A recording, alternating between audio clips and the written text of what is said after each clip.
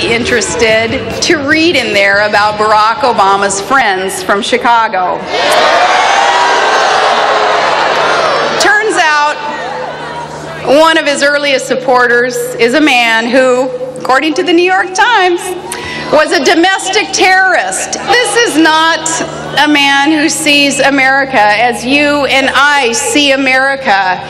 We see America as a force for good in this world. Our opponent is someone who sees America as imperfect enough to pal around with terrorists who targeted their own country.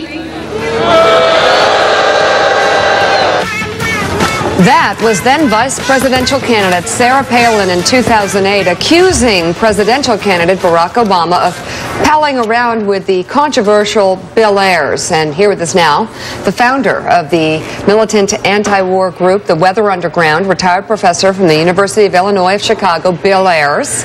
He's out now with the new book, Public Enemy, Confessions of an American Dissident. Welcome. Thank you so much. Good to have you on the show. So thanks. What are some of the key confessions in the book? Oh, well, the key confessions are that, for the last 30 or 40 years, the first memoir I wrote was Fugitive Days, and that was about the years of the American war in Vietnam and about the founding of the Weather Underground and the student movement. This picks up in 1975 when the war is over, and it's about the decades in which I was an early childhood educator, a teacher, a professor of education, but also still trying to live my life true to the values and purposes that ignited my passions and activism in the first place: racial justice, global justice or peace, economic and social justice. That's what the book is about. So it's a memoir. It's a memoir, not a history, not a manifesto. In writing it, what theme emerged? What did you Well, there were a couple themes, I think. To write? Actually, there are a couple themes that would be interesting to you. One was that, even though times changed and the world moved on, I not only tried to stay true to my values, but a lot the book is about raising a family and being a teacher. And so there's more in it about education than I would have predicted when I sat down to write it, but that's really what I've done. And I've written, a dozen books about education.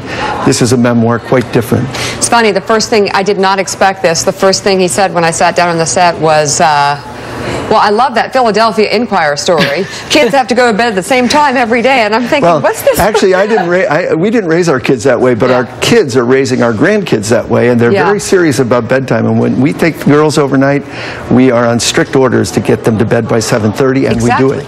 7:30. It's Mark the best. Halprin. Yeah. All right, so page 195, you say Chris Matthews is the most fun and entertaining interviewer you've ever experienced. We could do 2 hours on that, but we're not. Now, we don't have enough time to do all the facts. It's a memoir, a lot of rich stuff in here, but I do want to ask you about something that you do write about, which is a question of any regret you have for your past actions.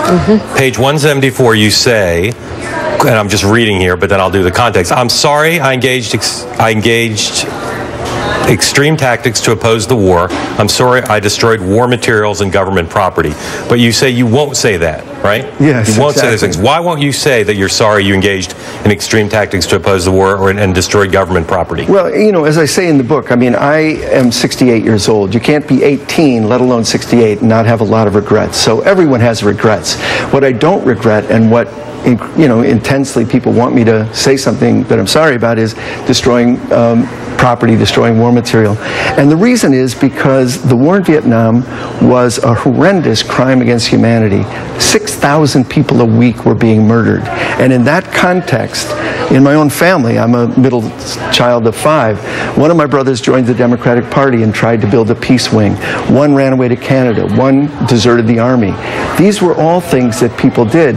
What I did, I don't make much of a claim for it, but it was in opposition to a genocidal war. So there's lots of ways to ask about this. I'm going to ask you an extreme hypothetical just to kind of tease up what your critics are concerned about. If you could have assassinated the Secretary of Defense, would you have done it? Absolutely not. Why not?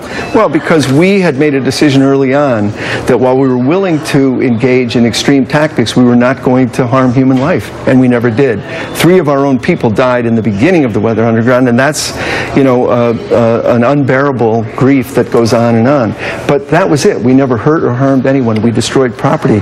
One of the reasons I think the Vietnam War and that particular action, or our activities is so much alive today is because we as a country have not come to terms with the truth about Vietnam. And I do argue in there, it'd be great, and actually I'd see now that I've met Mika, I think you'd be a great organizer for this. As we come upon the 50th anniversary of that war, wouldn't it be great to assemble everyone from Henry Kissinger to John Kerry to Bob Kerry to me to Angela Davis to Bernadine Dorn and Jane Fonda, have us all say what we did and what we regret.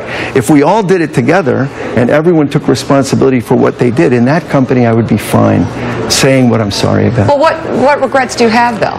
Well, the regrets, the big regrets that I talk about in there are the regrets in the heat of the political battles and so on of becoming quite self-righteous, quite certain that we knew everything. And if I've learned one thing over a long life, it's that when I feel self-righteous, I know I'm wrong. Yeah. Even if I'm on the right side. Self-righteousness is deadly, and we did it. Bill, you spent almost a decade on the run. Yes. And then the Fed dropped the charges in 1980. 2008 happens, the election campaign, you become public enemy #1 again. Were you prepared for the firestorm that followed? Not really, although I think in some ways I was as good a candidate as any because I've been kind of through this kind of thing before. But you're right, 2008, not only did I emerge as kind of a notorious character, but the Weather Underground was reborn, more frightening and more terrifying and more vivid than it ever was in life. So I think that was part of the political nonsense that was going on, of not only trying to demonize a few characters like, you know, Jeremiah Wright and Rashid Khalidi and me and Bernadine Dorn, but it was really an attempt to create this guilt by association. And that is a deadly stream in American politics. You know, because Barack Obama knew a wide range of people, he should somehow be held accountable for their politics? Absolutely not. So I think that was, you know, a dishonest narrative. I also think, and I think this is very important, that during the campaign, when Barack Obama was asked early in the 2008 campaign, who would Martin Luther King support? His answer was he wouldn't support any of us. He'd be in the streets building a movement for justice.